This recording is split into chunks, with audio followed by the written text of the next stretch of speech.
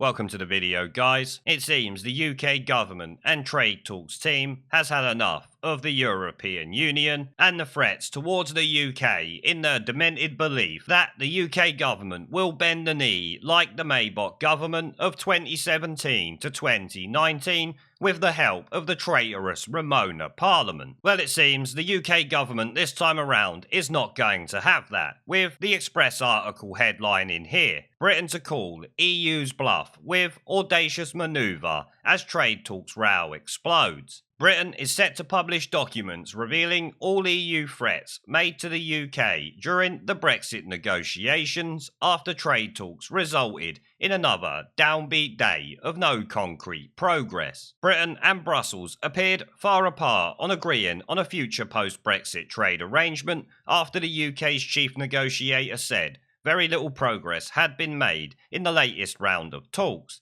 David Frost insisted the major obstacle to agreement was the EU's insistence on including a set of novel and unbalanced proposals regarding a level playing field on standards. Mr. Frost also said it is hard to understand why the EU insists on ideological approach to negotiations on fishing rights. The British government will now publish all documents related to the talks, which, let me tell you, I will be looking forward to taking a look at. Commenting on the latest Brexit news on Sky News, Europe correspondent Aaron Parsons said David Frost was very downbeat today about any progress that has been made. The British side say they are going to publish all of their documents now. The Europeans have already done that. They are frankly still arguing about the arguments, because obviously the EU won't budge, and the Prime Minister himself cannot budge lest he be made to look like a complete weakling and a soy-infested dickhead among the population of this country that actually voted him in. He was voted in not to bend the knee to the EU, but to get Brexit done no matter what. Preferably by no deal, but if he wanted to strike a deal, he was the Prime Minister. It was entirely up to him. There was nothing we could do about it. At the moment, though, like I've said a few times recently, no deal is looking more and more likely. In actual terms of concrete progress towards a deal, very little seems to have been achieved. Good. So, that does raise the spectre of the UK leaving at the end of this year with no trading agreement for next year and the years beyond. Good. They will come crawling back to us begging for a deal pretty swiftly. Of that, I am almost certain. The EU's chief negotiator, Michel Barnier, insisted that the UK could not have the best of both worlds in a deal. We ain't asking for the best of both worlds. We ain't giving you what you want. That's all it is. Following the conclusions of the third negotiating round, Mr. Frost said, I regret, however, that we have made very little progress towards an agreement on the most significant outstanding issues between us. It is very clear that a standard comprehensive free trade agreement with other key agreements on issues like law enforcement, civil nuclear and aviation, alongside all in line with the political declaration, could be agreed without major difficulties in the time available. The major obstacle to this is the EU's insistence on including a set of novel and unbalanced proposals on the so-called level playing field, which would bind this country to EU law or standards, or determine our domestic legal regimes in a way that is unprecedented in free trade agreements and not envisaged in the political declaration. Because, as we all know, the EU do not want a standard free trade agreement. They essentially want us to be the vassal state of Europe, much like Nicola Sturgeon and the SNP want for Scotland. You will remember the Maybot deal? That is the EU's deal at the end of the day. As soon as the EU recognises that we will not conclude an agreement on that basis, we will be able to make progress. A senior UK official close to the negotiations said talks had been a little bit tetchy at times and disruptive, but had gone well in terms of process. Well, I highly doubt that.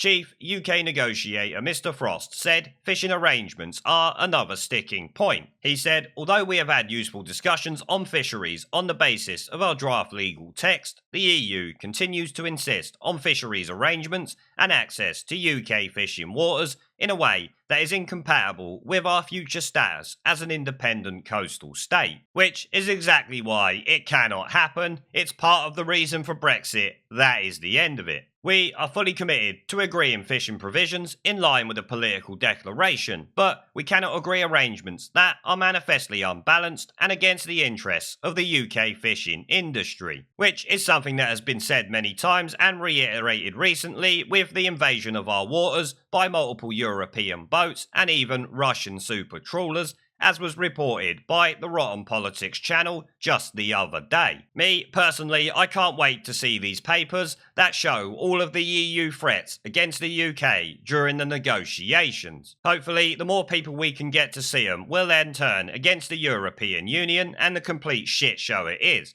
We've already seen what's been going on over there with the riots and protests, along with their pathetic efforts to help countries in the Union actually deal with the coronavirus situation, which, like I've said before, could well spell the end of the European Union as we know it. Now, like I said, a no-deal Brexit is becoming much more likely, and it was also reported today here. No-deal Brexit more likely as the UK and EU won't reconcile. Their argument makes no sense. No-deal Brexit is becoming more likely as the UK and EU have reached an impasse which a former governor for the Bank of England doesn't believe will be reconciled. And they actually can't unless, of course, the EU backs down on what they want. A no-deal Brexit could be reached in just 6 weeks in the next phase of the UK's withdrawal from the EU after negotiations ended badly this week. The bloc is fighting for the UK to continue following their rules and regulations, which doesn't make sense to Lord Mervyn King. He explained people voted to leave the EU to stop following their regulations, as he went on to note there isn't any easy way out of these negotiations. Speaking to LBC, Lord Mervyn said one of the reasons for leaving the EU would be that the UK could then decide its own regulations that would apply to our economy, which is kind of obvious to everyone except those who have FPBE in their name or whatever it is, and of course the Ramonas in the media. The European Union is arguing that even though we will leave the EU, we should still follow their rules and regulations in order to have a free trade agreement. This is unprecedented. There is no real parallel for that, which we obviously heard in the last article. I think the arguments put up by the EU don't make a great deal of sense. That's because they don't. They are literally just trying to protect their own asses now and get the maximum out of it they can. They know us leaving the European Union is going to be a complete shit show for them. I actually can't wait. And rather than reading what else he has to say, let's take a look at this short clip that is accompanying the Express article. One of the reasons for leaving the EU would be that the UK would then decide its own regulations that would apply to our economy.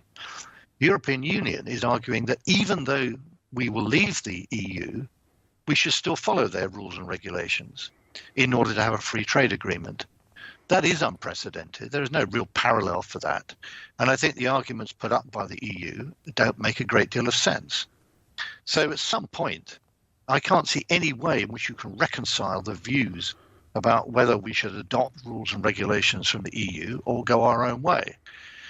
So you can see what we've all been saying for a while now. Even former Bank of England governors are fully aware that a no-deal Brexit is more likely, and with the release of all documents relating to the negotiations coming that will show the EU's threats against the UK, it suggests that this former governor of the Bank of England is spot on. Their argument makes no sense, and of course, neither does their threats. I really can't wait, like I've said, to actually see these documents and read through some of the threats that these snivelling EU shitweasels have come out with, expecting our government to bend the knee. When, like he said, their argument makes absolutely no sense and they're trying to threaten us, it should reinforce to the British public that a no-deal Brexit is not only the most likely thing to happen now, but also going to be the best thing. We do not want any part of the EU's bailout to its multiple member states. That is already above 1.6 trillion as far as I'm aware. We've already got around 300 billion extra debt of our own because of this situation. We certainly don't need any more. And I have seen reports that the government does not plan any austerity in the wake of this situation, which obviously you should take with a pinch of salt. But a no-deal Brexit might be what is making that possible. Who actually knows? We will just have to wait. Now before I go, I've started doing live streams and uploading gaming content on my second channel.